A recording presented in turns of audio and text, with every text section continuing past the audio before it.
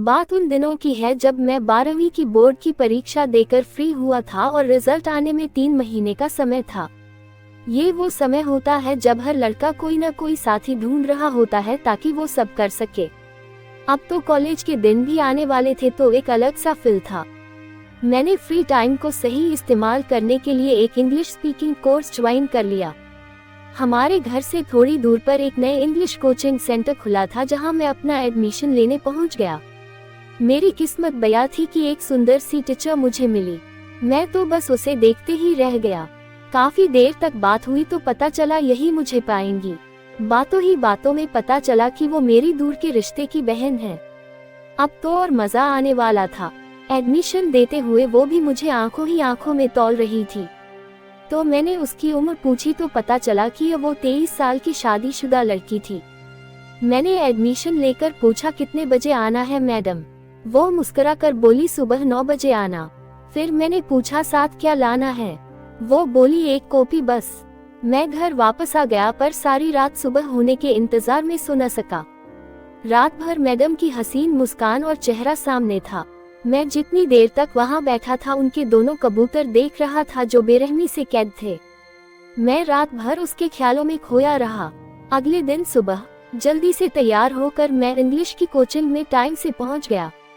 उस क्लास में और भी कुछ हसीन लड़कियां थीं। कुछ खूबसूरत शादीशुदा औरतें भी थीं जो हाई क्लास सोसाइटी में अपनी धाक जमाने के लिए इंग्लिश सीखना चाह रही थी ताकि हाई क्लास की रंगीनियों का मजा उठाया जा सके।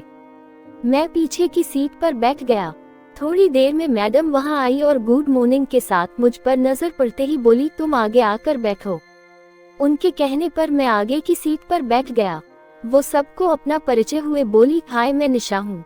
अब आप लोग अपना परिचय दीजिए। हम सबने अपना अपना परिचय दिया।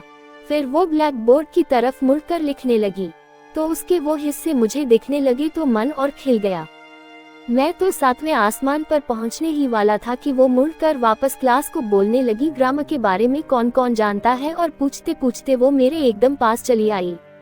उस दिन उसने काली साड़ी पहनी थी जिसमें से कबूतर बड़े गजब के लग रहे थे।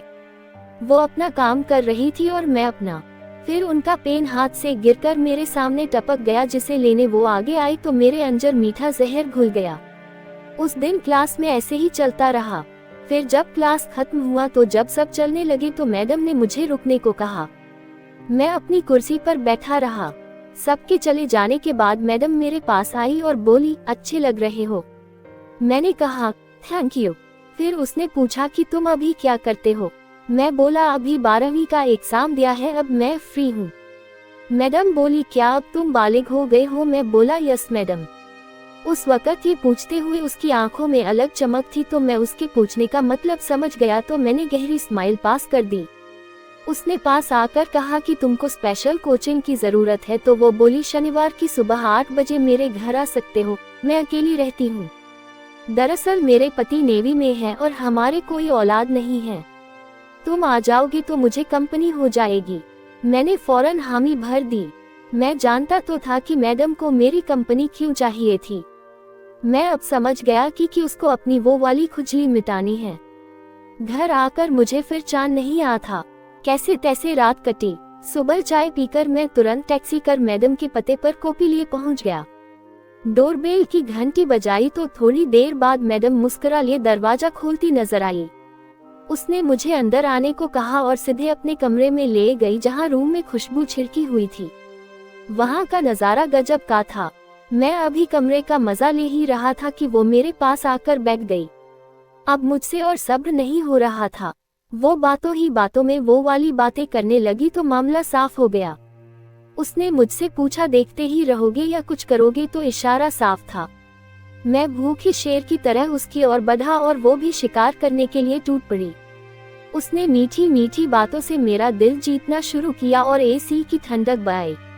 हालांकि पसीना बहुत ज्यादा आ रहा था। कुछ ही पलों में वो जन्नत की सैर करने लगी और 2 घंटे जबरदस्त खेल खेला।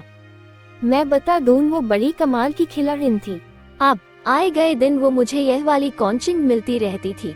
मेरी कोचिंग बड़ी सही चल रही थी जो कॉलेज में भी काम आने वाली थी। कहानी पसंद आने पर वीडियो को लाइक, सब्सक्राइब और एक अच्छा सा कमेंट जरूर करें।